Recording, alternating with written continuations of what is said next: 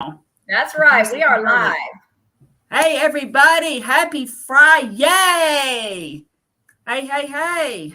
All right. I am here with Cristie of Meeting Wellness, and we're just here to chill out, talk about all things carnivore, or if you happen to be ketovore, keto, whatever, and you have questions, you can certainly drop those in the chat and we'll address them. And I see that our buddy Mike is here. TGIF. Hi, Mike. Indeed. Yes. Mike, how'd your squats go today? I did 110.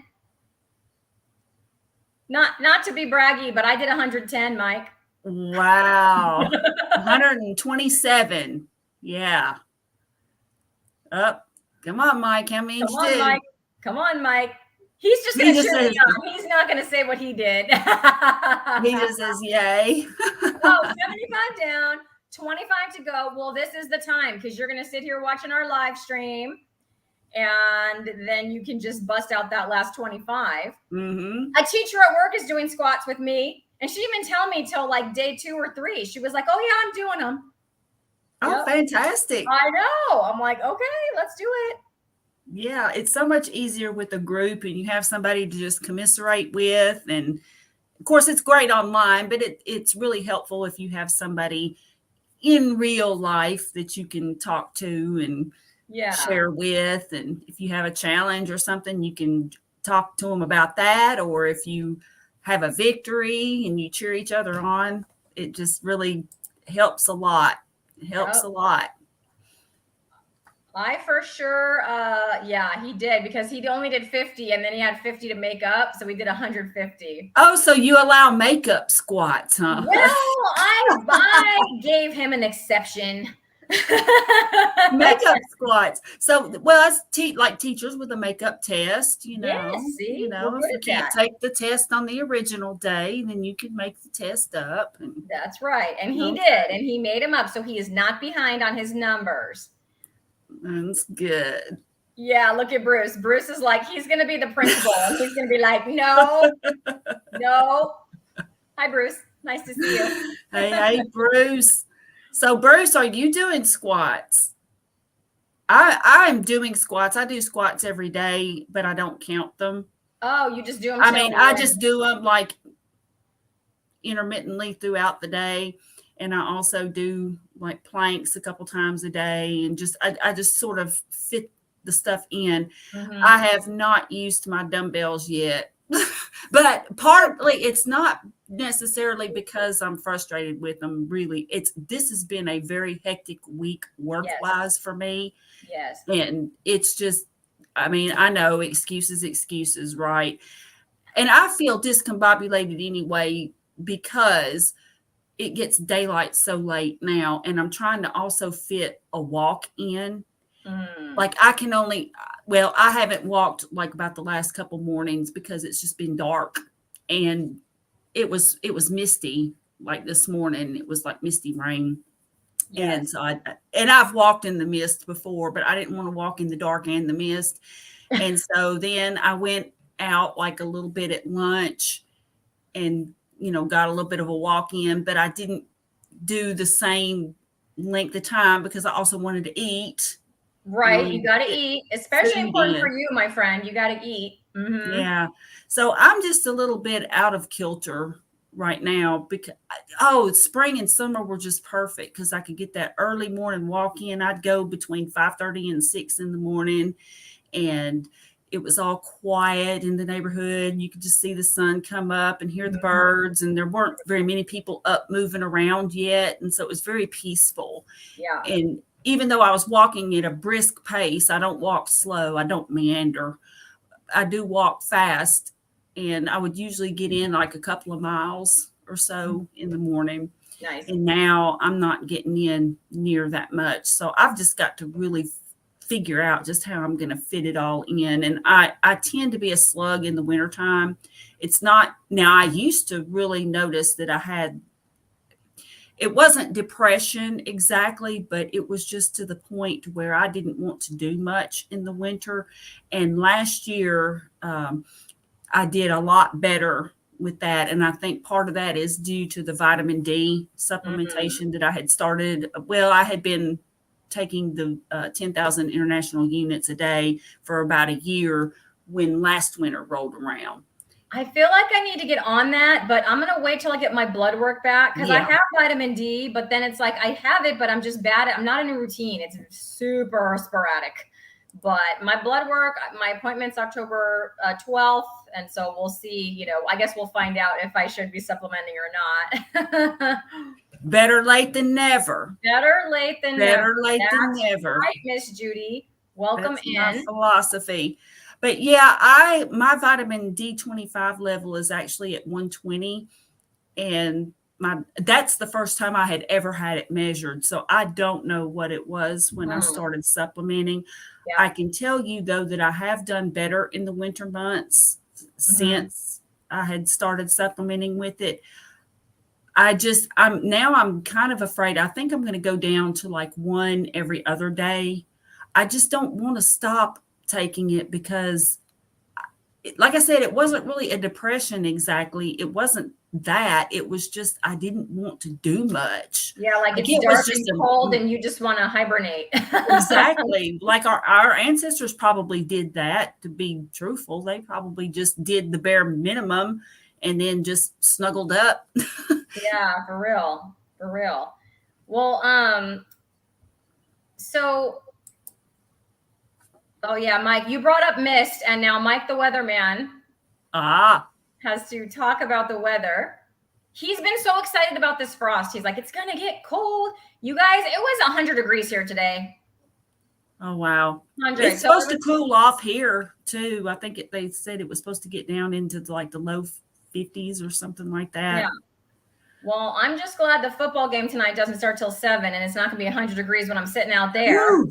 So I'm going to be there cheering for the band. I go to cheer for the band, you guys, not the football team. My son is a percussionist. That's funny. Now, my son wasn't in the marching band, but he was in the school band, like they would perform concerts. Gotcha. And he plays percussion. Nice. Yep. So that's awesome. Does he still play? Is he keeping up his skills? He's actually taking up the guitar now. Oh, okay. That was my dad's instrument.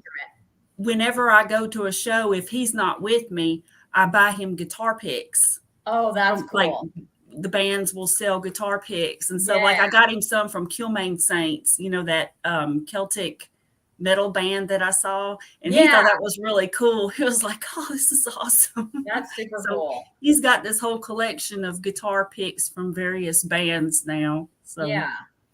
Well, hey, I know what I was going to say before. I had lost my train of thought. So for your dumbbells, put them on a flat surface, not on the floor. Yep. Put them up high and not on carpet. And then you're right. Those pins do have to be nice and straight. So I get it through and I kind of look at the other side to make sure the opening kind of goes around the other one. And then I just smack it to make sure it's all the way, in there. And then also you don't have to bend all the way down to the floor to pick them up every time too. And I'm sure that there's a method to it. And I probably chose like the worst one-handed on the floor on carpet. I'm like, you poor thing. No wonder trying to hold a phone and everything. But I've got some tripods and stuff, but then here again, you're having to adjust something because it's like you're trying to figure out the right angle to get the tripod. If you're recording something by yourself. Yep, I feel it. I do it every time. So when I'm not doing a selfie for like a short, I have to set it up and I go back and forth and I do a little 10-second video and I wave at myself so I can see if I'm all in the frame. And then it's a lot of adjusting. Sometimes if my son's around, I'm like, hey, do this for me real quick. Yeah, be my cameraman. Yeah, it's so much easier. But yeah, it takes forever when you're running back and forth and playing both parts. Oh, Mike. He played concussion. That's great. That's right. So yeah, you probably have a brain injury. You're probably one of those football players that can't think anymore. And I don't know what goes wrong with them. You played a female percussionist. Now that's rare, my friend. Aaron. Hey, if I were in a band, I would be the drummer. I air drum to everything. I don't do air guitar. Yeah, I always drum. I love drumming to Rush. Air drumming to Rush because their music is so complex, but I air drum to everybody.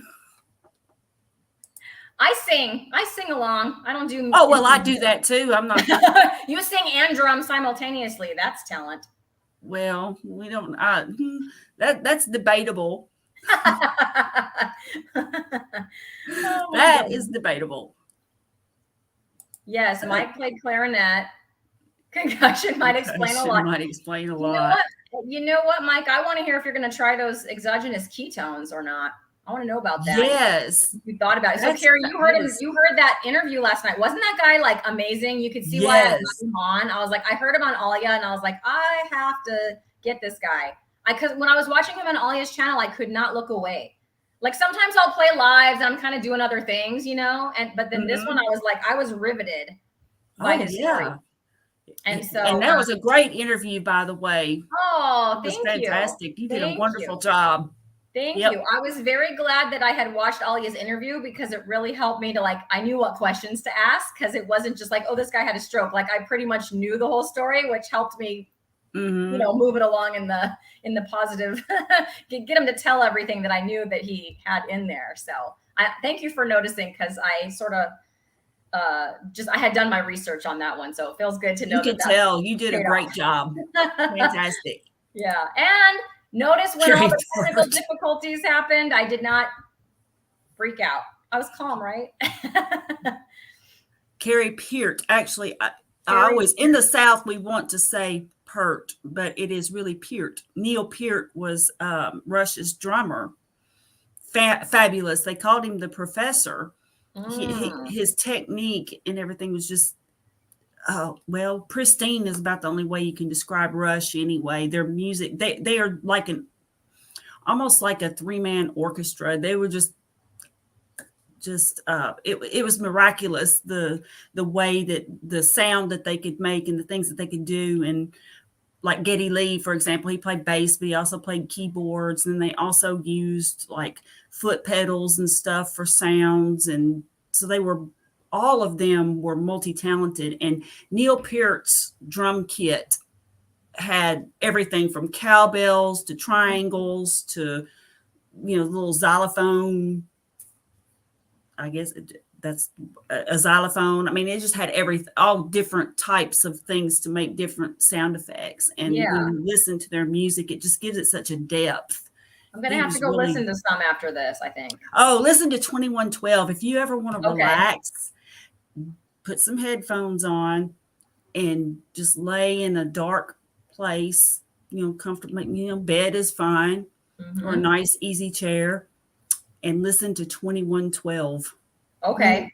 Fabulous. I'll give it a try. I'll take that recommendation. There's the album is called 2112, but there's actually a song on the album that's takes up the whole side of one album. They're known for their long songs, and it's just, but your mind you just follow along with it. And the music is just so it's just incredible. And there's some great footage on YouTube from their, let's see, what is it called? It was their Exit Stage Left tour in 1982. Okay. And if you can find some of that footage, I've actually got the DVD of that. I found it. I got it at a used DVD place, which it was incredible because it's so hard to find. I couldn't believe it. It was in this set, and it is just, oh my goodness, it's just phenomenal. So I've heard of Rush, but when was their heyday? Because in 1982, I was 7, which is probably why I'm just wondering when their heyday was. Were they in the 80s? Were they in the 70s? I would say late 70s. Okay. And probably to the, throughout the 80s. But truthfully, they've had hits since the 70s and up into the aughts. Okay. Yeah, so. I was just probably too young to get on that, a little bit too young to get on that Rush train. But I'm gonna go check it out.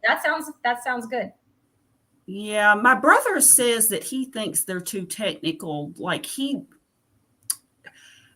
And I can see where someone might think that. I just appreciate, I believe they played with feeling and with depth. But I can understand possibly, depending on the way people, a person's musical tastes go, why somebody might think that. But my brother's best friend is a huge Rush fan and had actually had passed along a couple of things that he had duplicates of and gave them to me, which Nice. was really cool. Yeah. Oh, I love Rush. Kiss is my absolute favorite band, and I think part of the reason for that is just they were like my introduction to rock. And my friend Tanya and I had snuck into her brother's room and snuck his albums. And Kiss was one of them. And I remember Nice. Nazareth Hair of the Dog was another one. And that's the song Hair of the Dog was the one that's Now You're Messing with a Son of a Bee. Mm-hmm. And we were just like aghast at, oh my gosh, they said the B word in a song, Yeah. Now it's every other word. That's why I don't listen to modern music. Yeah, I don't particularly appreciate a lot of swearing in music either. I think there's better ways to express yourself and to convey your message. Yeah, Some of it's just downright trashy. I agree. However, once in a blue moon, like Pantera has their effing hostile song, and once in a while, if you're getting like really, I don't know, like if you're working out or something, you want that extra energy and to be pumped, that's a good one. But he says effing, only it's the word. Right. Effing hostile. Right. Yeah. Well, hey, I see my friend Karen and also my friend Faith have joined us. So yeah, hi Faith. Yes. It's nice to see you. And Karen. Hey, Karen. Yes. So yes, Karen. So if you go back and watch that interview, you're going to see what Greg talks about because he had a brainstem stroke, which people just don't survive. It's like a less than 1% chance of survival, but he credits his carnivore diet for his survival. But afterwards he had this, like, it was like a line down his body, and on one half of his body, he couldn't like feel anything until he started taking exogenous ketones. That's like the short version. But he says that those exogenous ketones were what helped him get the feeling back. And then, then here comes Mike. So he has neuropathy in his right foot. And Greg was saying to Mike on my interview last night that he thinks that there you go. That, Greg is recommending that for Mike because he just feels like it would help. So I'm curious to see if Mike tries that, if it helps his neuropathy in his foot. And now in the interview, he did say, though, that you needed to get into ketosis for yourself first. It's like you have to get your body ketone adapted and fat adapted, which Mike, I believe, has done. Mike, I believe, is. Yeah. You can't just be eating all the sugar and then take some exogenous ketones and expect that to work. No. And I think there are some people, not anybody in this community, but I think outside the community, I think they are under the impression that you can take exogenous ketones and get the same benefit. And they can certainly help if you're already keto carnivore. Yes. But they are not going to help you if you still are eating the standard American diet or even just too many carbs in general. It's not going to help. Yeah, correct. Yeah, I've definitely seen those little commercials where it's like, oh, just take these. And then you're like, you're doing keto and you don't even have to do anything else. Yeah. Like, no, it doesn't work like that. That's not how it is. You got to put in some effort. Sorry. Yep. So, okay, Cristie, tell us about how the sprinting and the challenge with the kids went. Yeah, I find Mike, hashtag bite butter. Sorry. Okay. Hashtag bite butter is my thing. I'm working on my shirt right now. So he's eating butter. I ate butter at lunchtime today because I ate a big breakfast. I was hungry. Sometimes in the morning, if I'm exercising, I don't know. I've been hungry for breakfast at times. So I did have 5 over easy eggs in some butter. So then I didn't take my normal lunch. I just took some bite butter to school just in case. And I did have bite butter at lunchtime. And then I came home and had my ribeye. So Carrie does have a channel and it's fabulous. Judy, subscribe. It's My Metamorphosis. But here's the thing. I always misspelled it until I knew that it was all O's. So it's like meat-o-morphosis. There she goes. There you go. Yes, she has a great channel. Okay, the race. Carrie's the best at lives. It's the most fun. Okay, so I sprinted every day for 30 days, and I actually don't ever think that I haven't really shared this part of the story. So before that, I had heard about sprinting, and I actually did like sprint a few times with my students during PE. before I did the 30-day challenge. And I lost. Like, I mean, not lost. I maybe beat 2 or 3 of them, right? Most of them beat me handily to the fence, like where we were running. And then I did the 30-day challenge. My students knew that I was doing it. They would ask me regularly. We do PE first thing in the morning. So they would usually take that opportunity to say, so how, what day are you on now? And how's it going? And how are your legs and all this stuff, And I told them all about it and how at the end I was going to race them. Well, my legs were pretty sore at the end of the 30 days. So I gave it a couple days. And then on Tuesday, we did race. And I didn't just do one race because there's 3 classes of 5th graders at my school. So I raced all 3 classes like separately, like in 3 heats. So I did 3 sprints. And I don't know how long they were, but I'll tell you that it was like the width of 2 basketball courts, because we have 2 basketball courts painted on the blacktop. And hold on, let me just hang up on this solicitor. Sorry, that's annoying. Yeah, 2 basketball courts, but like not the long way, the sideways way. And then there may be 20 feet between them. So across that, right, is how far we went. And so the first one was my own class, like literally my class, and I really wanted to win. And so I ran as fast as I could, and I did beat most of them. I beat everybody except for 3 or 4 of them. And it was super cool because they were all cheering for me, and they, you did so well and all this stuff. It was super cool. But in true form, my quadriceps were like, that's it. Can't do that again. Or one of us is going to be pulled. And so when I did do the other, race the other 2 classes, but I could not go nearly as fast. So I maybe beat 5 or 6 kids, maybe, in each class. It's kind of hard to tell who's in first, second, third when there's 30 people running at once, right? And it's just for fun. But they all loved it. We had the best time. And I definitely improved my speed, even though I'm still kind of jogging compared to some people because I wasn't able to run before. So it was super fun. I showed them how to do squats today, or a few of them. We were outside. We had an assembly today, and then they always do this. They schedule it, and then you have 20 minutes after the assembly till the end of the day. Like, just make the assembly 20 minutes later and send us home. They don't do that. So the assembly is like for a half an hour, and then we still have 20 more minutes. So yes, Mike, I missed out on an extended warranty. You're right.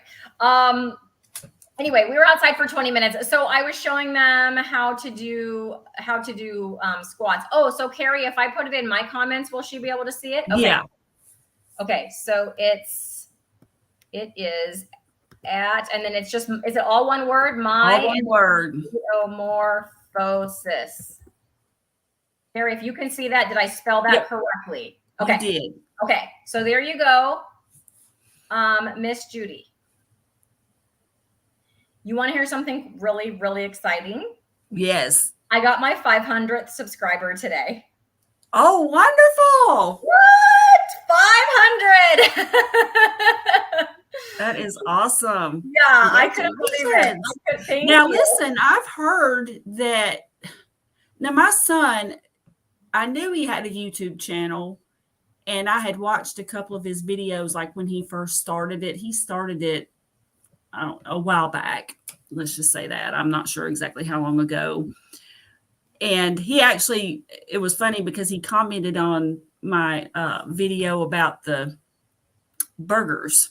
Okay. And gave me a couple of tips because he is a grill master and he knows how to cook meat on all different types of things. So he told me that I needed to flip them, even though the instructions say not to, or that you don't have to. Right. So anyway, he made that suggestion. So I went and peeked at his channel. If he put some work into it, he's got videos out there that's got like 12,000 views. Dude, what's he messing around for? And I was like, this is the thing. He is a great presenter. Yeah. He does. This is one thing that he does. He works on cars, but he also makes, like, he modifies lawnmowers, like riding lawnmowers, and makes them into like go-karts.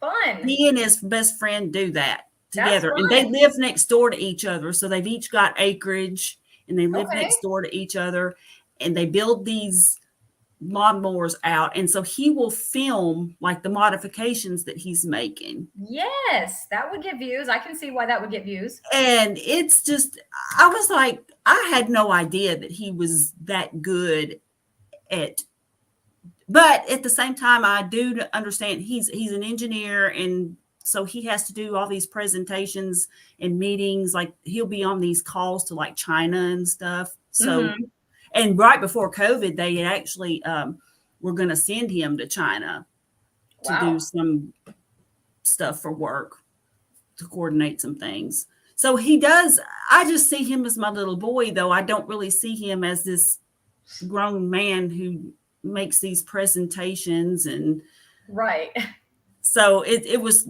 shocking to me. So I'm like, I need to study more about what he's doing.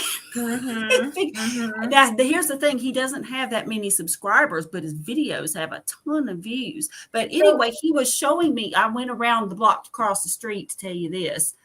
He was showing me on his phone that according to like his YouTube, like when you look at the YouTube studio, that he needed 500 subscribers. Yes. And then he would be able to get monetized. That's what I was just going to say, because he has the hours. He did it backwards from everybody else. Most everybody gets their 500 subscribers, and then it takes them a while to get their hours. So the first layer of monetization is where you can take super chats and super stickers during lives like this. And to get to that level, you have to have 500 subscribers, which, yay, I now have. But I'm not monetized because I need 3,000 watch hours, and they don't update live. It's very frustrating. But like as of yesterday, I had 669 watch hours. I need 3,000. So it's going to be a while. Like people have to go on and watch my stuff enough to put me over that 3,000. He did it in reverse though, because most people that I'm seeing, like Alia and all those guys, like they have their subscribers. Like she's close to 2,000 now, but she just barely got monetized like a week and a half ago, because that's how long it took to get those watch hours. Well, on my phone though, when I look, it says that I have to have 1,000 hours. So that's for ads. That's for 1,000 subscribers. I mean, yeah, that's for to get monetized through ads. Like when people watch your videos and they watch the ads, you have to have 1,000 subscribers and 4,000 watch hours to be monetized for ads, ad revenue. But you can take super chats and super stickers at the 500 mark and 3,000 mark. Yeah. Okay, that's just weird. I wonder why it shows different on his phone. Yeah, I'm not sure about that. Because I Googled it and it said that they had lowered it to 500 subscribers and the 3,000 watch hours. But mine says, when I look at it on my studio, it says that I need 1,000 subscribers and 4,000 watch hours. And I'm like, yeah, this is bizarre. I don't know why it's showing that. Yeah, that I don't know. I know that my studio always is, I mean, I don't know. It just, like I said, the watch hours don't update like in a live kind of way. It always seems to glitch on, I don't know. Maybe I just need to be in there more because it just has a lot of things in there. Well, and here's what's weird. Another thing, one thing that's weird too is like I'll have like, I don't know, 400 subscribers, and then I'll look again and it'll be down to like 380. And then people leave. And it's I'm just. Like, I was just going to say, I don't understand. I would never go through my subscribe list and be like, let me clear this list out. Unsub. But people do that because my number definitely goes, you know, it'll be up. Like I was at 496 and then I went back down to like 494. I'm like, dang it. Now I got to get 6 more, not just 4 more, you know? So yeah, it definitely like it'll trickle off a few here and there. Okay, so Mike said he put a motorcycle engine. Did you actually do it? You put a motorcycle engine in a lawnmower, or are you saying that would be a good idea? It wouldn't surprise me. He did it because he said that was my. If you look down, it says that was my first video, 40,000 views. Oh wow! Yeah, those kind of videos would get views for sure. And I need to get him to film some crap and put it on my channel. Put it on your channel. It'll be carnivore and lawnmowers. Carnivores. That's funny. Yeah. It's wild, but like I said, he doesn't really, he films, I mean, it's truly just like a fun thing. He just does it for fun. And I'm not necessarily worried about getting monetized or anything, but I'm really trying to get a message out. Whereas he's just doing this kind of for just a little side thing, just for fun. Yeah. I'm starting to get, I'm like at the size now that I'm starting to get the best comments from people. And so that's what makes my day. Oh, yeah. Things like, I'm so glad I found your channel because, and then they just tell their story about their, how this diet just changed their, and then, and I've had several people tell me, I've had 2 people today tell me they started sprinting because of me. Like, because of my, not because of me, but, because of my inspiration or whatever, the fact that I did it and now they're doing it. And it's like, that's what I'm doing it for, really. The other stuff is just, the gravy or whatever. Yeah, like Dave Ramsey says, gravy on the biscuit. That's what that feels like to me. But yeah, those comments today, I said, look at this comment I got. I was just like, it was so cool because I know. Yeah, people in their 50s are like sprinting because they saw me do it. And they're like, well, if she can do it, I can, Oh, wow. For real? Okay. I missed that. I thought you were talking about the lawnmower thing. I missed that part about the tea party. Wow, that's incredible. Picked up by Glenn Beck. That's wild. Oof. Well, hey. It happens. Stuff happens, as they say. So you just chalk it up. Just go right back to what. All right. Are we going to make confessions? Are we going to have confessions? Do you have a confession? I have a confession. Okay. Day before yesterday, I had to go to a work function, and I did very well on my meals, but then they had one thing that was a kryptonite. It wasn't potatoes, but it's my second kryptonite, and that is cheesecake. So I did have a small piece of cheesecake. Yeah. And then they offered me the rest of it to take home, but I didn't. I said, no, because I will eat it. I will sit and eat it in one sitting. If I had cheesecake in my refrigerator, I would eat it. Yeah, cheesecake was my thing. And that was part of what I liked about when I was on keto, because you could do like the cream cheese with a little sweet. I mean, it pretty much tastes like a cheesecake, and I would do that. But then it just got a little, I would still overdo it. So, yeah. So it happens, just all you do is you just say, okay. Yep. I went to a wedding and I ate a bunch and I ate some stuff I shouldn't eat. Maybe. I mean, you don't really say what you ate. If you ate a lot of stuff and it was still pretty much carnivore or even ketovore, then that's not bad. Yeah, but I imagine though, probably if you went to a wedding, it was a cake. There was some cake involved though. Cake was involved, probably, yes. Yeah. Yeah. So my advice on that is just get right back on the wagon. Like, just don't beat yourself up, and just the very next meal, do what you're supposed to do and just move on. And Dr. Berry says sometimes I've heard him advise before to just fast like a day. Yep. I've heard him say that too. And then just start fresh. So it would be not the very next day, but the day after that. Then you just continue on with your carnivore diet and you're good to go. Yep. And I think the trick is so many people beat themselves up. Yeah. And it feeds on itself. So it's like, well, I messed up. Well, heck, I guess it don't matter now. I'm going to go ahead and eat this. And then the next day they feel like crap, and then they're mad, and then they're like, well, to heck with it. I'm just going to eat whatever. Yep. And so instead you just say, okay, I messed up. I'm human. Yep. We are all humans. Yep. And so I'm going to fast. And then after that, I'm going to get back on track, and I'm not going to look back. And then when the next time, and another thing that I've heard people say, like Carnivorous Me, Amanda, I don't know if you've ever watched her, but she's phenomenal. Great. And she always says to just analyze what you were thinking or why you did it. And of course, we all know a wedding. I mean, everybody's celebrating. And in a sense, that's kind of why I ate the cheesecake at work. It was kind of an excuse to do it. But everybody was having you wouldn't believe some of the desserts that were there. I mean, I could have definitely done worse than cheesecake. There was some of this death by chocolate stuff that probably would have put me in a coma if I ate it.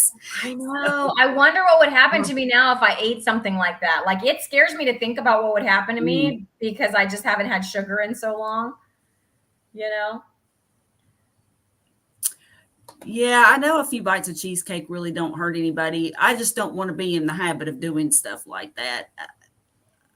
That's about maybe the third or fourth time.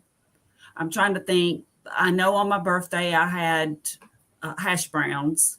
Potatoes are my weakness, and I had hash browns. I didn't have any dessert, or a cake or anything like that, but I did have the hash browns. Yeah. I had cauliflower crust pizza when I went to the Mountain Goat in Monteagle. So and I had some sweet potatoes at my daughter's at Easter. And that's the 3 times I can think of besides the cheesecake. I'm generally very, very, it's not good or bad, but I just say good because that's just the term people use. But I'm just, and strict isn't really a good word either. I'm not sure what word I want to use. Being disciplined, sort of, but I'm just consistent. Generally, I'm consistent. Consistent is a good word because to me, I don't even feel like it takes discipline for me on carnivore. On keto, it did. I still had to be disciplined because I had to, things would trigger me. On carnivore, I feel like it doesn't even take discipline. Yeah, generally for me, it doesn't either. It's just, I think part of it was the setting that I was in, and partly I just looked over at that cheesecake and I was like, oh boy, that looks really good. I'm going to have some. And I just did. Yeah. There we go. Yep. Oh, wait. She says it was pasta, potato bake, roast veg, apple crumble. So, well, hey, if you're going to do it big. Go big or go home, right? But now, okay, so you did it. So if you can, fast or, just fast and then start fresh and don't look back. Yeah. Yeah. Oh, my birthday was in March. So she was going back to the past. She was getting in her time machine and just going way back. I was going back. when I veered off of my carnivore path since I started it in December it was late December. I think it was like December 26th. That was when my neighbor brought the boxes of meat. Yeah. That was such a good story. I kind of heard it, but I don't know. It was like in detail or something on Tuesday. That was cool. Yeah. He brought me the meat and I just sort of started eating on it and didn't really consciously think, oh, I'm just going to start eating only meat. It just worked out that way. It was so many good things that he brought. I mean, there was sausage, there was bacon. I've got a picture somewhere. I might post it.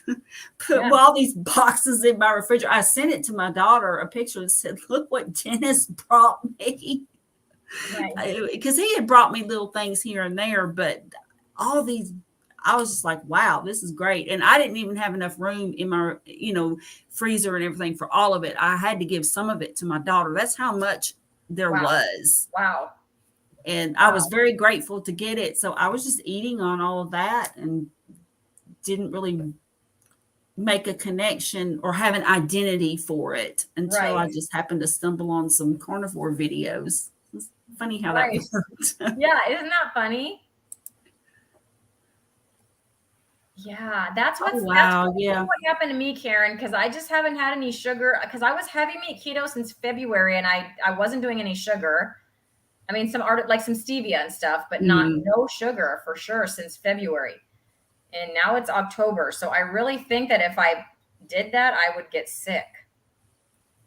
Yeah. I have not, knock on wood, felt bad after eating that. But I also did not, I mean, I did eat a small piece. It wasn't like I took a big chunk of it. Right. So maybe I just didn't eat enough of it to cause much of a reaction. And it may be helpful that I had introduced some dairy back in. Now, I still haven't been eating cheese. I mean, I've had maybe a couple little pieces of cheese since I reintroduced the full fat Greek yogurt. I had to stop thinking. So I've had a couple pieces of cheese, like in a social setting, but it wasn't much. Yeah, I think if I was going to do cheese, that's when I would do it too. Like, I don't eat cheese on a regular basis at all. But like, if I was somewhere and there was a charcuterie board or something, like, I'm not anti-cheese. I just don't buy it and just eat it because it's very snackable. Kind of like how nuts were for me when I was on keto. Cheese is very like, you could just keep going very easily. Pistachios. Oh my gosh. Yes. My thing was pecans, man. Ooh, I could eat some pistachios. I could eat a whole bag of those things. So they're just, cheese is kind of the same way for me, where it's just very snackable. That sounds delicious. German smoked sausage and naked wings. Yeah, that sounds really good. Yes, and Mike agrees. Yep. And Karen had done that. It was in July. Well, okay. Well, that's water under the bridge, water way under the bridge. But but it's amazing too, though, how the same thing can affect different people. I have a feeling if I had not previously introduced the dairy, I keep saying dairy, really it's the full fat Greek yogurt. But if I hadn't reintroduced that, the cheesecake might have affected me a little more. And if I had eaten more of it. You said the first time you ate that yogurt, you kind of got sick because you had eaten too much. So you're probably right, because that was kind of the first time you had done it too. Yeah. Oh, I had eaten a bunch of food that day anyway. And I don't know, for some reason, I had this little bit of for lack of a better term, a sweet tooth. I just wanted something else. And that yogurt was in the refrigerator. And I ate a lot of it. I've eaten, not since, but I mean, I've eaten more in the past. And I guess I didn't really, compared to how much I've been known to eat in the past, it didn't really seem like it was that much. However, when I actually look at, I'm like, yeah, I ate like a quarter of the tub. So that was probably too much, on top of all the other of the bacon and the burgers and the sardines and all the other stuff. Seriously, I had sardines too. And my stomach was probably like, what are you doing? You just ate sardines and now you're putting Greek yogurt on top of that. That doesn't sound good. What are you doing? We all know how I feel about sardines, Carrie. I just can't do it. I tried though. I ate a whole one. I ate one, like with hot sauce, like you said, and I did. I finished it, but I won't be doing that again. So you're not gonna eat them anymore, huh? No, it wasn't as bad as I thought. I got over my I got over it, but it's not something I want to keep doing. I'm really shocked. I'm still shocked that I like them so much. I just never thought that I would actually want to eat them. And I think part of that could be that maybe my body needed some of those nutrients, even though I was taking fish oil and, for the omega-3s and stuff, and taking vitamin D supplement too. That really the best way to get it is through your food. Yes. And I wish I liked them more, because I understand I feel like I probably do need the omega-3s. I just can't. I can't get over. I can't. I just don't understand how. I'm happy that I like them, but I never thought I would. Yeah. I'll just be honest. I mean, I'll say that hot sauce made them more tolerable for sure. So thanks for that. Oh yeah, I do put a lot of hot sauce in there. I mean, and I eat mine with a spoon. I don't eat it with a fork, so I get a lot of hot sauce around the fish. So that's just so it almost seems like the first time I tried it, and of course, I think that was the first video I ever did. besides my intro. Mm-hmm. And I just reached in there and picked them up with my fingers. My grandson thought it was so funny. That's funny. But I reached into the tin and just, so I held it up in front of the camera and then just popped it in my mouth. I just made myself eat it. So I didn't have anything on them. Yeah. When I first tried them. And Yeah. so it was, and when I looked in the tin, I opened up the tin that was and I so looked gross. and I went, I made a face. I Yeah, did. me too. Oh, me too. Like, and I just didn't think. So I was really shocked. Nobody's more surprised than me when it comes to the fact that I'm eating them every day. Wow. It's just weird. Yeah, I know. But I mean, more power to all of you sardine people out there. Yeah. So Tracy had asked, where do we go for recipes? That was my answer to Tracy if she didn't see it. So Ketogenic Woman started off keto. She has great keto recipes, but she's actually carnivore. She's a carnivore now. And so most of her recipes now are carnivore. She just did one where she had some picanha steaks. Picanha is my favorite. So I had to watch that one. But, and she got a smoker now. So she's like smoking briskets and things like that now too. But anyway, she has lots of great recipes because she's carnivore now. So that's mostly what she's doing. Yeah. Well, that's good for us, isn't it? Yep. Sandra says, ew. Thank you, Sandra. Sandra's she's on my team when it comes to sardines. Well, see, Mike, he likes the cod livers too. And I eat them once a week. I don't mind the taste. I've said it a million times. It's the texture.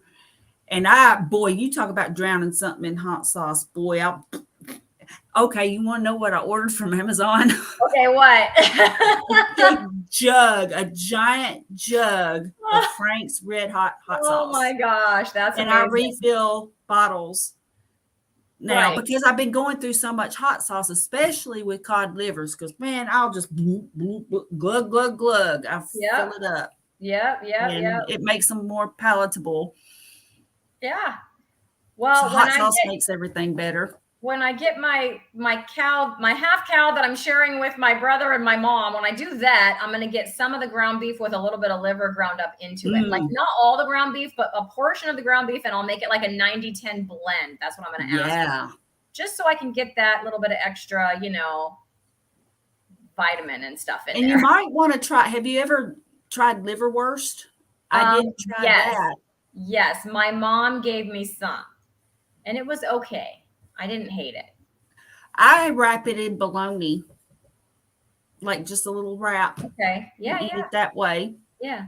That's my little cheat and actually it's not bad. It really isn't. At first I thought, don't know if I like this or not. And then I was like, well, okay, I'll try it and eat again. And okay, well, I'll eat some again. And it was like, the more I ate the liverwurst, and it was like, okay, now I'm not going to say that I go out of my way to eat it. Right.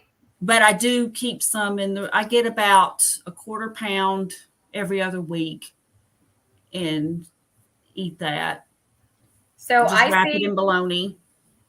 I see more no sardine friends. I'm sorry. I have to shout them out. So thank you, B-Dog. No sardines for me. And Karen, thank you. No sardines for me. Yeah. Yes. I am right there with you too, that there's no sardines for me. And yeah. What's in the hot sauce, Carrie? It's clean. It is clean. Frank's original is clean. Yes, correct. But if you get any of the other like honey flavors and like all the of that, buffalo sauce and all of that. Yeah, no, don't do that. But just the Frank's original is pretty good. Yeah. Frank's original Red Hot is clean.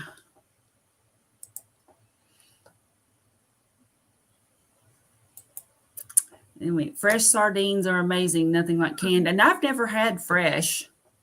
Interesting. I don't even know where I can get fresh. And Judy loves liverwurst. And liverwurst is, like I said, I didn't know how I felt about it in the beginning. I didn't not like it, but I didn't just like, ooh, this is great. But it's kind of grown on me. And I just wrap it for me, it's like if I'm going to eat, I want something that I'm really going to like, not something that I have to sort of tolerate. I think that's my problem Because I could tolerate sardines, but like I don't want to do it if I can have picanha or ribeye or over easy Oh, eggs. exactly. You know what I mean? It's like if I'm gonna eat, I eat when I'm hungry, and then it's like I'm hungry. I want something that's like that I want, not something that I kind of go, like that's meh. Yeah, and I guess for me though, I mean sardines, it's a small portion. Yeah. So it's like I can certainly get in like the ground beef and eggs and bacon and all of that I want. Yeah. And it's just weird. Like in the evenings, usually about 7 o'clock in the evening, I'll eat the sardines like separate from everything else. That'll be like my snack before I wind it down for the evening. Mm-hmm. It's just weird. I don't know. It's like almost like my body craves them. It's strange. Then you need to listen to your body. Like when my body needs a bite butter, I do bite butter. Yep. And if my body doesn't need it, it's like, whatever on the butter. But sometimes it's just like, oh, I got to have a tablespoon of butter. Like I just need that fat or whatever it is. And I feel like energy and awake after I do it too. Yep. So. Yep. I agree. They probably are not the most optimal thing, but that's about hot sauce makes everything better. If that's the worst thing that very often. Yeah. I did put it on the sardines, but just sometimes on my eggs. Smoked haddock and kipper are delicious. I've just never been a seafood person. I just never have been. See, my mother wasn't either. So she never, once in a while we had fresh fish, but we never had seafood. And my dad always loved seafood. So like it was a treat if we got to go to like Red Lobster or something. He just loved that type of, like if we were to go to a restaurant, that was what he would like to pick. Right. But my mother just did not like it. And so we never had anything like, we didn't even have anything like liver, like just regular liver. She wouldn't cook that either. So anything that was deemed like, I guess, exotic or, and of course she was Midwestern, and I'm not saying that people in the Midwest didn't eat chitlins and stuff, but I mean, of course, in the South, those are the people are known for eating that, pig's feet, all this stuff. Right. We never had anything like that in our house either. Yeah. And yeah. The last time I ate beef liver was probably about 30 years ago. And I liked the gravy, the liver gravy, but I did not like the liver itself. Yeah. I ate like 2 bites of it and couldn't get any more down. I was like, nope. I mean, I tried it. I was trying to set a good example for my kids. We were at my in-laws' house, and my father-in-law had cooked liver and onions, and then he made this gravy too. And like I said, the gravy was fantastic on mashed potatoes. The gravy was good, but man, I was trying to set a good example for my daughter and my niece, and I had a couple bites. I'm like, I can't do this. Yeah. So my daughter, she ate more of it because Papa paid her. Yeah. So she did it for the money. Yeah. Well, my dad, I don't know if it has to do with being from the South. My dad was from North Carolina, but he would always eat, like, you get the turkey and then there's all that, the giblets and whatever that stuff is inside of there. Like he would eat all of that stuff. My mom would cook it up for him. He was the only one who would eat it. Like no one else wanted it, but he loved that stuff. Yeah, that's right. The giblets, chicken livers. Yep. Chicken hearts. Yeah, he would eat all that stuff. Yep. But I mean, he was from the South, but he moved out to California when he was in 6th grade. So I just wonder if I don't know if it's because he's from there and in the South they eat that a lot, or he just happened to like it. I don't know, but yeah, my mom would cook those up for him, just him. But she did try to make us. Well, she did make us eat liver because I was compliant. So I ate liver. I ate. She would cook fish twice a week because she was very like standard American diety back then, and it was like the lean chicken twice a week and then the fish twice a week.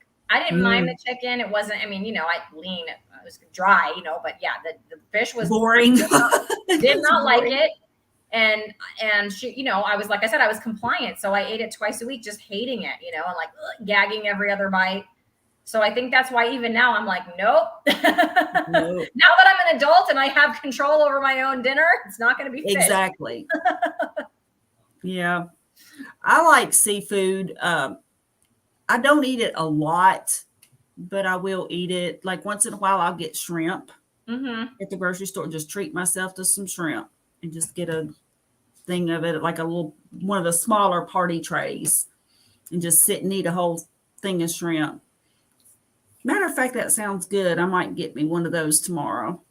I'm really trying to, I don't know, I'm trying to be more cognizant. My eating habits have been terrible this week. Terrible, terrible, terrible. Like I have not had any kind of an eating schedule at all. Oh man. Just Yeah. Well, mine were a haven't. little thrown off today because I ate breakfast, and I usually, if I eat breakfast, I eat a little bit. Like I'll eat 3 eggs or something, and then still have my lunch. But today I'm like, I'm just gonna eat 5 eggs and then just not have lunch.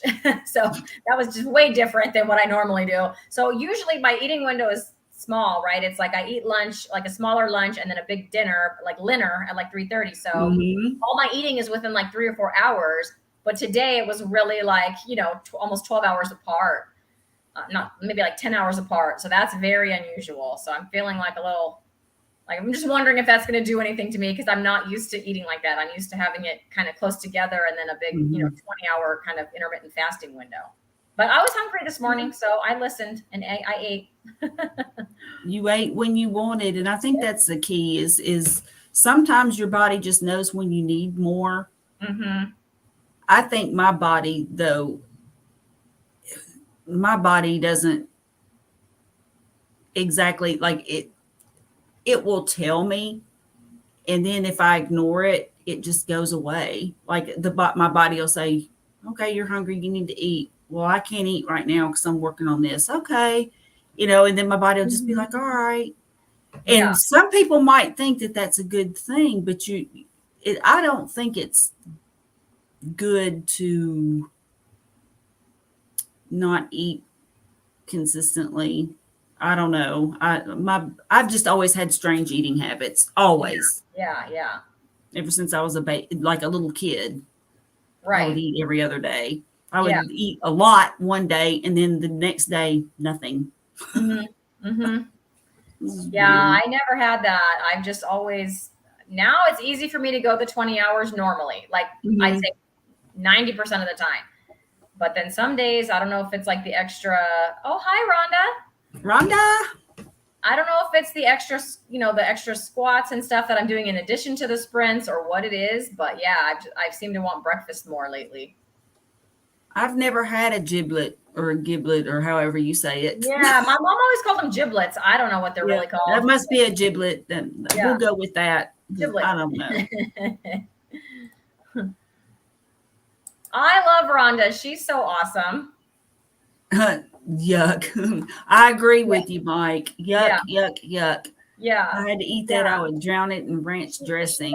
She doesn't do that anymore, Mike, but that was my childhood. I'll tell you what. It was not great with the food. I'm not sure what you missed. Oh, hi, Erin. Let's see. We're just talking about sardines, your favorite. Just kidding. She was my sardine buddy. She does eat them now, though. She eats them now, though. I don't. We're talking about just all the food, like the liverwurst, that kind of stuff, Erin. That's what you missed pretty much. I don't know if I'm under eating or if it's the exercise, Mike says. No weight loss in over a week, but I feel good. So playing the long game. Yep. Play the long game. I feel great. And that's what I go by now. If I'm feeling good, then it's good. Whoops. See? She's eating them now. She's eating sardines now, Erin is. Erin, giblet gravy. Guess I'm not getting that this Thanksgiving. And yes, he is eating them now. See? For real. For real. I know. Like, look, when I said that nobody is more surprised than me that I eat them virtually every day. So I get it. I totally get it. I just never would have thought. I sort of tried it because I was trying to come up with a good idea for a video. And I was like, and all I ever heard Dr. Berry say was, it's best to get it through your food. So you need to try, cod liver and the sardines. Now the cod liver didn't go as well. So I make myself, and there again, they're just slimy. They're just like, they just remind me of like loogies. I don't know. I don't think I'll be trying it. So that's just what that is what it reminds me of, is like if a bear hawked up a loogie, it would be that. You're not okay. You're fired from doing commercials for cod livers. So I eat them because I tell myself, well, okay, it's you gonna eat that or beef liver? Now I do eat liverwurst though, so yeah. Well, but yeah, it's like I ain't eating beef liver. So I had quite the thing happen to me the other day that tested my carnivore calm. Oh, do tell. Yeah, like I have this carnivore calm, and I know my friend the low carbist has it too, but she would just call it her low carb calm. She's not a carnivore, she's keto or low carb. Anyway, she's doing awesome. And I did a whole like a symptom video, like the symptoms that have gone away, but then I forgot to talk about the calm. Like stuff happens, right? And I'm just like, I mean, it's not fun. Like you said, like having no water for 2 days wasn't fun, but you weren't freaking out. You know, you can just kind of go through it and deal with it.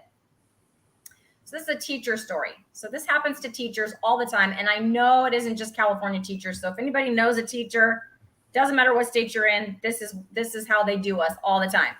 So on Wednesday, we had a staff meeting. And then I think our principal was supposed to tell us this then, but she didn't. And it wouldn't have really made much difference if she did. But on Wednesday night, late, she sent out this email, which I did not see because I do not check work emails at 8 or 9 or 10 p.m. because I am not working then. So the next morning, our duty day, we have work officially on duty at 7:15 a.m. and then school starts with students at 7:45. And I may or may not check email immediately at 7:15. It may or may not be the first thing I do. So anyways, my point is that sometime on Thursday morning, just a few minutes before school was starting, I checked my email and it said, I probably should have told you this at the staff meeting, but some people from the County Office of Education, as well as several of your peers, people from the district office and myself will be walking around, will be coming into classrooms and you don't know which classrooms we're coming into. And we're observing some particular students that are classified as English learners. And we're going to be if we choose a student that is in your room, we'll be in your room for 2 hours observing you. And you don't know what we're looking for. And you don't know what students we're observing. I am paraphrasing. Of course, it was said professionally. Right. But basically, so you don't know if you're doing right, wrong. Nope. And for 2 hours, we're not talking a quick 10, 15 minutes. Okay, now all of us teachers, especially in Southern California, we are trained on the English learner strategies and all of that. You know, we're supposed to be using them. In our part of the country, it's a lot of, native Spanish speakers, coming our way and all of that. But they're there, and this was their second visit. So they had visited us last year. So this really was like a gotcha, because it's like, we visited you last year. We told you the things that you probably should be doing. And now, 6 months later, gotcha. Like, are you doing them? Let's find out. Because we couldn't write lesson plans for it. We couldn't change anything. I mean, like it's right before school starts, right? So sure enough, and they said we'll be there if we have chosen you. The hours will be from 9 to 11. We'll be in your room from 9 a.m. to 11 a.m. So about 8:55, I go into my thing because I'm like, if they come, I got to sort of be just on the fly, right? Like figure something out that hopefully looks good or whatever, right? It wasn't like what I was planning on doing. I'm like, okay, lesson plan change. Like, good thing I've been teaching for 23 years, right? And I can teach on the fly like nobody's business. Kind of like how I get on these lives and just start saying stuff and like hope it goes over well, right? So yeah, so lesson plan change. And I go into my spiel, right? And I'm doing my thing. Well, 9 o'clock comes and goes, 9:05 comes and goes, 9:10 comes and goes. So I'm starting to okay, whatever. Well, 9:15, they roll into my room. 9:15. Oh, joy.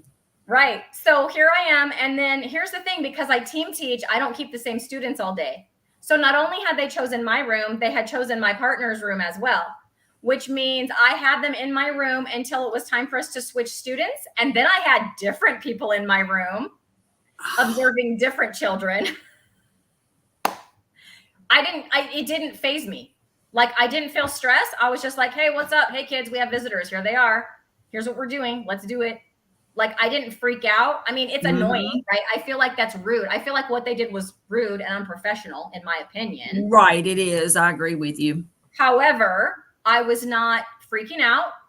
I just said, hey, have a seat, whatever you want, whatever. You know, they asked me some questions. I answered them. They don't care. They'll just interrupt your lesson and like ask you stuff. Anyways, yeah, I answered them. It was whatever. But I wasn't like, oh no, what if this doesn't go? Because last time they came, they presented all that information at staff meeting. So I know darn well at the staff meeting coming up, they're going to present what they're making tally marks is what they're doing. And they're counting how many times, like, if the student they're observing, okay, the teacher asked that student or the class a question 10 times during the lesson or whatever it is, and that student only answered once.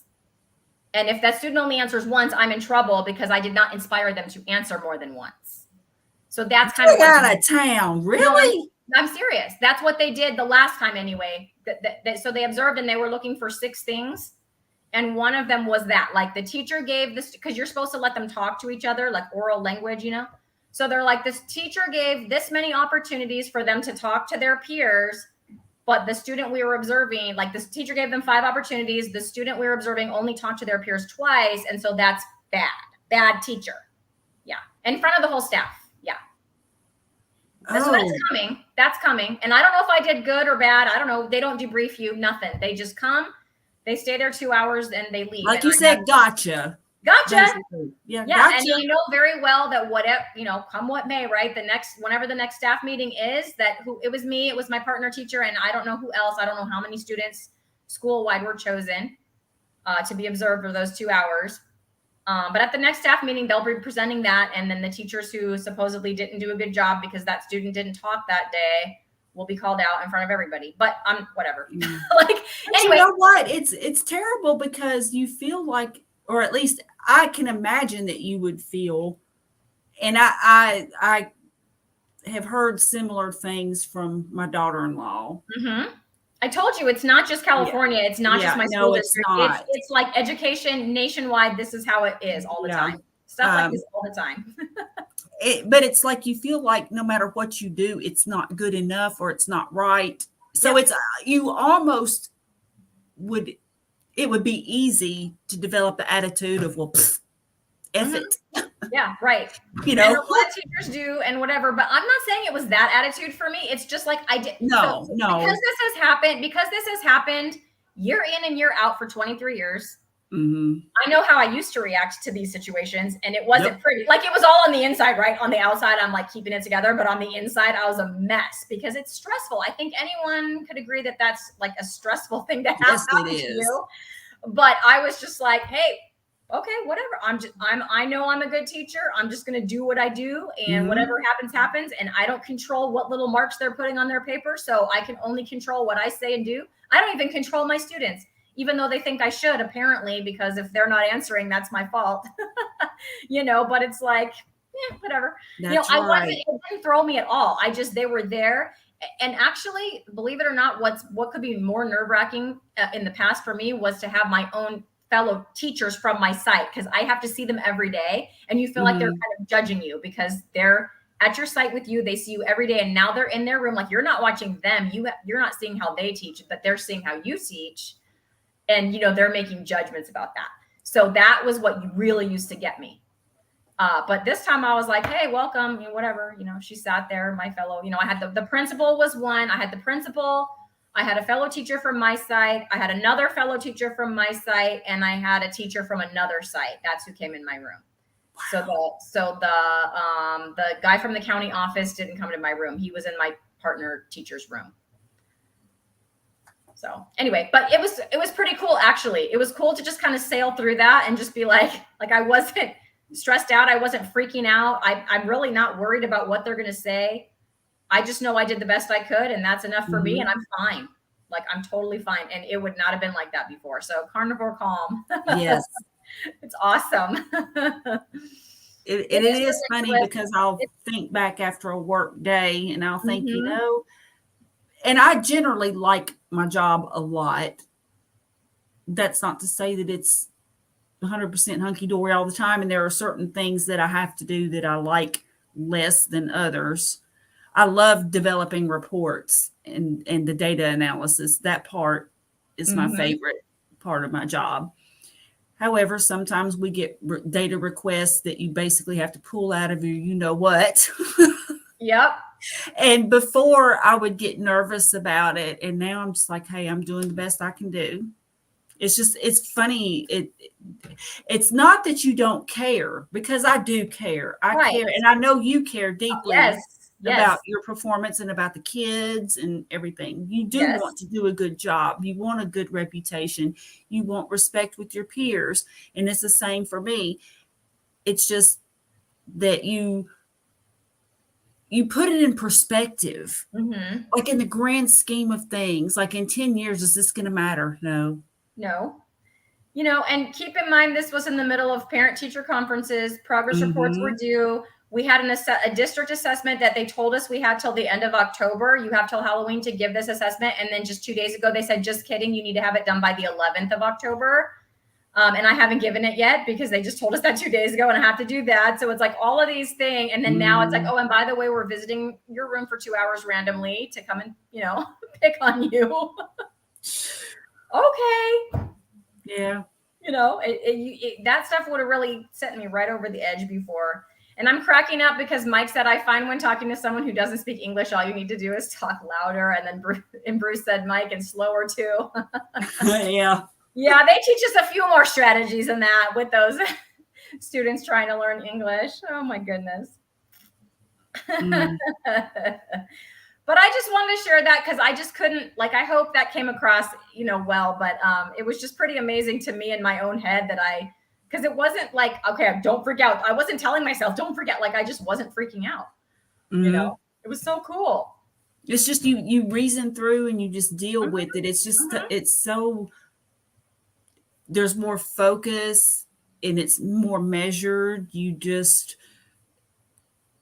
put it into, like I said, you put it into perspective and you just think, well, okay, I'll do this. And you just logically step by step. Whereas before, for me anyway, my thoughts would kind of start, well, what if, and just sort of start building that way. Yeah. So it's a totally different perspective. For me, possibly my meditation is probably helping some with that. However, I will say that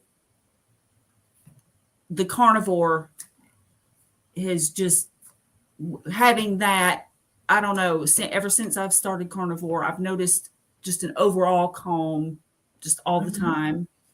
So I used to say I had the trifecta. I had the meditation, my walk, and carnivore. And of course, now I've got to figure out how I can get my walk in until spring.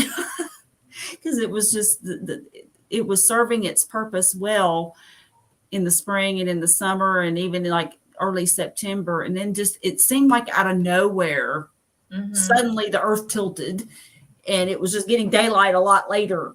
And I'm like, what in the world now?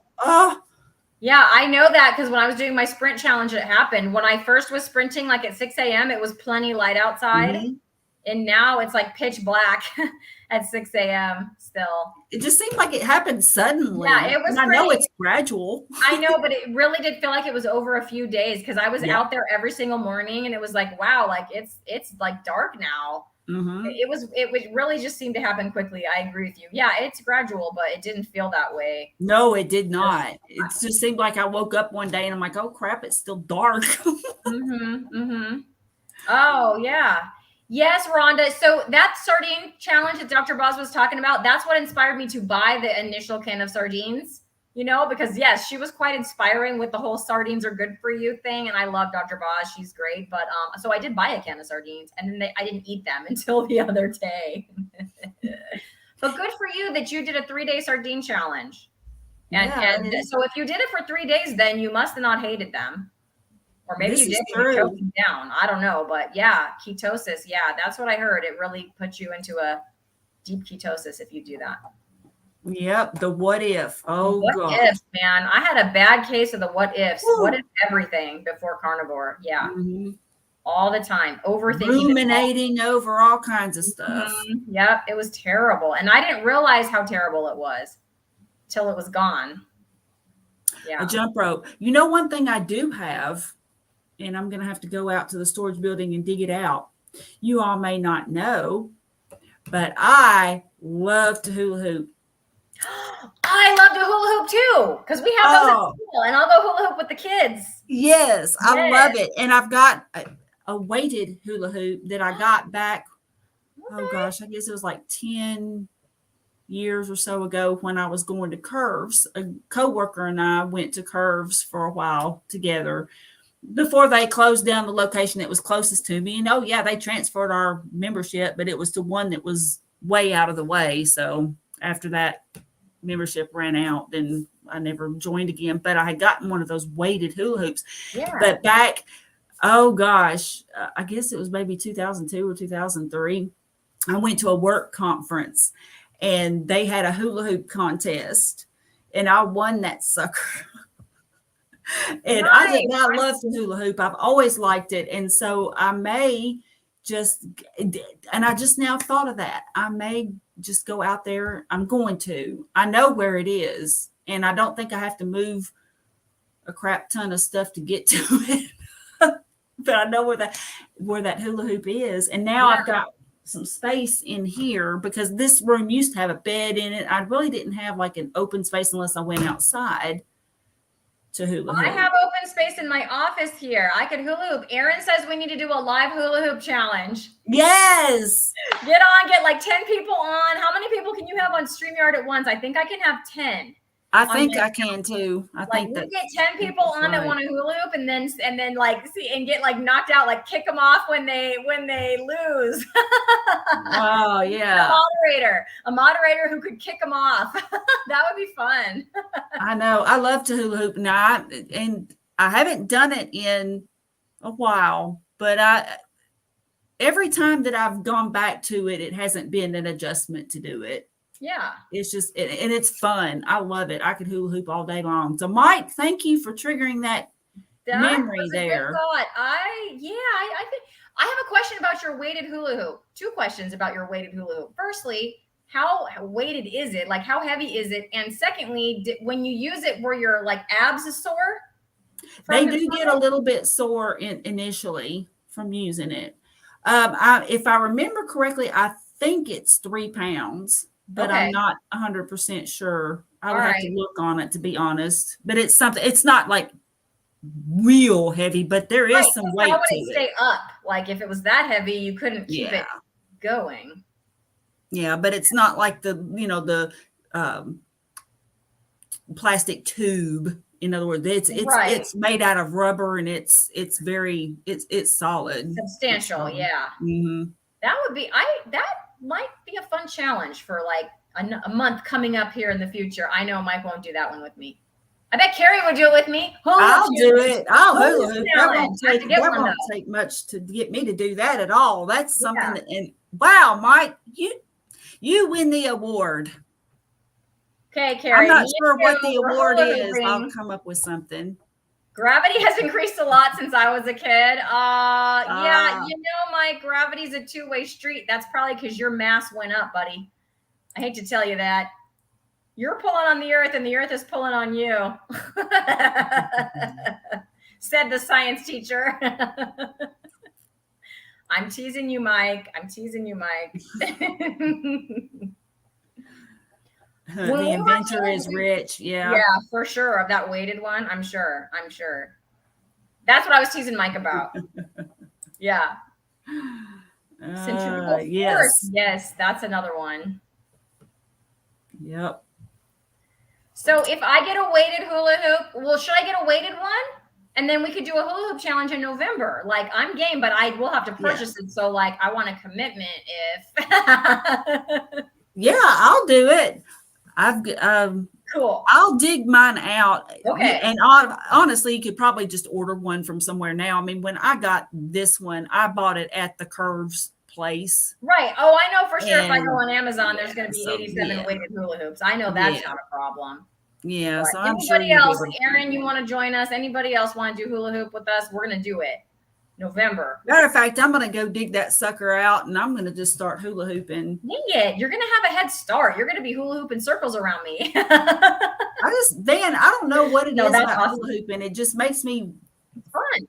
Kind of like my music and stuff, I guess. It's like I just feel young. And it doesn't feel like it's a chore. Yeah, it's just fun. I think, did you do it when you were a girl? Like I hula hooped all the time with my friends as a kid. Like we would all get our hula hoops and then see who could go the long. I think that's what it is for me. Like it reminds me of that. Like it takes me back to my childhood. And I think that's why it just seems easy like that, you know? Speaking of, Mike, shoot me a message somewhere because we need to get on a live and talk about how the squats and stuff are going. Like it's almost yes, been you do. It's almost been a week, so we need to like get some people on and it's not you, it's me, even with gravity. True story. Oh my goodness. Well, I know that you've got a ball game that you're going to have to get ready to go to. Do you have any other news or anything that you want to share with everybody before we call it a night? Well, I will just say, so first of all, it's the homecoming game. So I do need to get there because you know it's going to be crowded. And I want to sit near the band. But anyways, yes. So on like tomorrow, we have an extra episode of Lioness Lifestyle because we have Lauren at Farmer's Wife Carnivore Life, and she's in the UK. Oh, and fantastic. So yeah, she couldn't do a Tuesday with us because it's the middle of the night, like when we're normally doing our thing on Tuesday. So my time is Pacific time. It'll be 10 a.m. tomorrow or 1 p.m. Eastern time if anybody wants to jump on. If you haven't seen her channel, she is great. She lives on, well, by her name, she lives on a farm with like cows. I don't know all the details, but she has cows. Like she showed her cows in one of her videos. And she has all these like physical and like medical reasons for doing carnivore, which we're going to get into. But I also want to ask her like a day in the life on her farm. Like, what is that like to just do that? She also makes a lot of her own stuff. Like she makes her own deodorant, like natural deodorant. So she's just, like she put a recipe out on her channel too. So she just is, it's just cool. She's just living the like country life. And I know I'm interested in that. Like I'm starting to go interview these people for real. So like to go to their farms and stuff.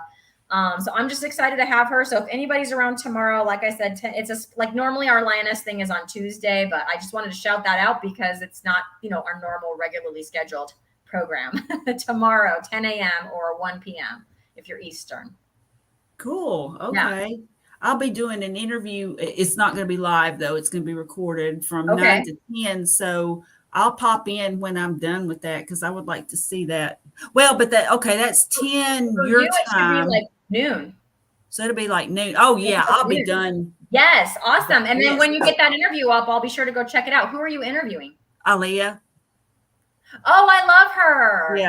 Yeah, I love her. That'll be good. She's coming on Lioness too. We made a special episode for her too in a couple of weeks because she has the keto cookout on Tuesdays. Or I guess I should say I always struggle with how to say her name because it's not how everybody thinks. It's Aaliyah. Aaliyah, not Aaliyah. It's right. Aaliyah. So I need to make sure that I say it correctly. Most of the time I do, but if I try to think about it, then I always say it wrong. See, that's what happens when you think too much. Sometimes you just go with the go with your natural inclination. Yeah.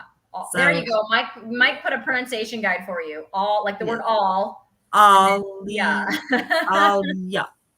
Yeah. No, Mike, I don't have 1 foot off the grid. I'll go for a visit, but yeah, I don't want to stay there. I like modern convenience. Man, see, there's a part of me that I would just love to be off the grid, but if I could take the good and leave the rest. Like I have solar panels on my house, but I'm still like, I wish I had the battery backups, but I just don't. So I'm still like on the grid. So like if the power goes out, my power still does go out, but my electric bill I haven't paid an electric bill all year yet. I have a credit, just a continuous credit. That's good. Which is nice. So my brother seriously wants to go off the grid. He talks about that all the time. The chicken ranch. Yeah, the chicken ranch. Yeah, that'll be my next after I can't handle the teaching anymore after all that nonsense just gets to me. Oh, Susan, you better watch for those weddings. Look out for that, all the cake. Bolo on the cake. Eat before you go. Fill yourself up with meat and bacon and stuff before you go. Put you some bacon in your purse. Yes, purse bacon. Purse bacon and a hard-boiled egg or two in there. Yep. Yep, for sure. That's what you need. Yes. I gotta have my internet now because all my friends are now internet friends, right, Carrie? I know. See, that's the thing, because like that's another thing that is kind of keeping me from moving to the country. I could probably sell my place, even though it's like a little townhouse. I could probably sell it, and if I went far enough out, I could just pay cash for a place that's on a couple of acres, and that would be that. But then I worry about internet access because I am still working too. And you work from home, so you got to have that. You got to have it. It's part of your work life.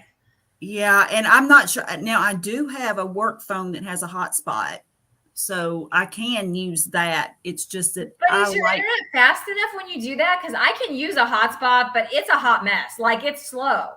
The hotspot, see, this is the thing, though. I deal with a lot of data, and so with that, it depends on what you're doing, which is why I use my internet, my personal internet, because I've got the fiber. Yeah. And it's smoking. Yeah, I have fiber too. It's great. Yeah. So I've got fantastic internet. Yeah.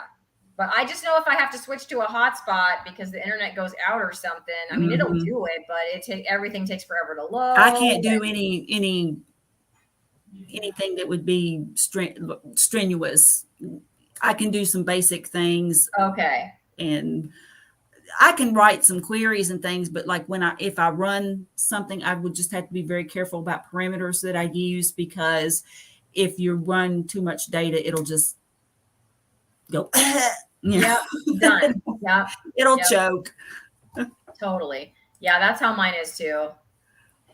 Geothermal solar panels, wind vane, I'll eat eggs and bacon. Oh, she's talking about the wedding. A concrete. Okay, so she's talking about being off the grid, and she's talking about her at the wedding.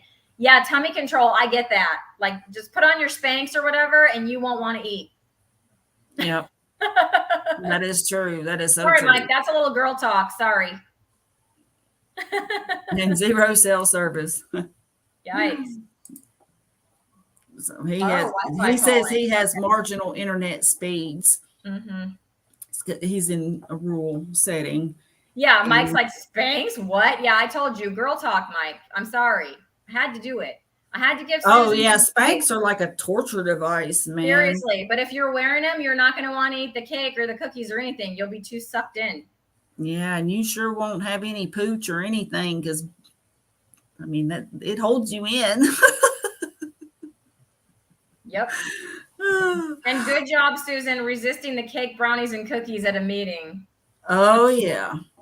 Good job. Yeah, a lot of times at our staff meetings, they put like candy in the middle of all the tables. So glad you're not a chick. It's okay, Mike. I'm glad I'm not a dude. So we're even. Yeah, it's funny if you think about like how would it be. I'm just like, no, I'm glad I'm me. Yeah, I'm glad I'm me. And that's awesome. Yep. Yeah. Don't we all, Susan? Do you wear them anyway, though? Like, I hate them, but like if I'm in a dress, I wear it. Oh, I wear it in a dress because it makes everything smooth. Correct. You have to. Yeah. Yes. It's like mandatory, or else, So I know people might be saying, well, why does a skeleton need to wear Spanx? But let me tell you, it smooths everything out to where there's no lines or anything. No panty lines, no nothing. You're a size 2. What do you need the Spanx for? I'm like, nope, I need them. I need them. Your body does. It's sort of like corsets back in the day, kind of the same thing. It was just a way to make yourself look better. Those corsets, Bruce down there is right. A whalebone corset. Yeah, they couldn't even breathe in those things. That's why the women were always fainting. Yeah. Yes. I remember in one of Laura Ingalls Wilder's books, it was a big thing. I remember that Laura bragged that her mother, when her parents were dating or whatever, that he could span her waist with his hands. Yes. Think about that. Even though it's band hands, but think about that Still, for a though. minute, how small her waist had to be. Right. Ma's waist had to be, I don't know. That's and then all the work those women did. I don't know how they did it. Yeah. But yeah, that's amazing. Yeah, Rhonda wears Spanx too and a dress to church. Yeah, when you wear a dress, it's like you have to do it. Otherwise, it's just not right. Yeah. Yeah, yeah. And loose skin. Yeah. Well, all right, everybody. We are going to call it a night.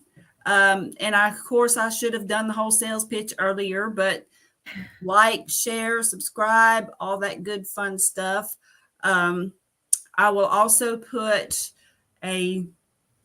you have to copy it into your browser. You can't, it's not a link because I'm not monetized, but I do have a Spreadshirt shop, and Cristie has one too.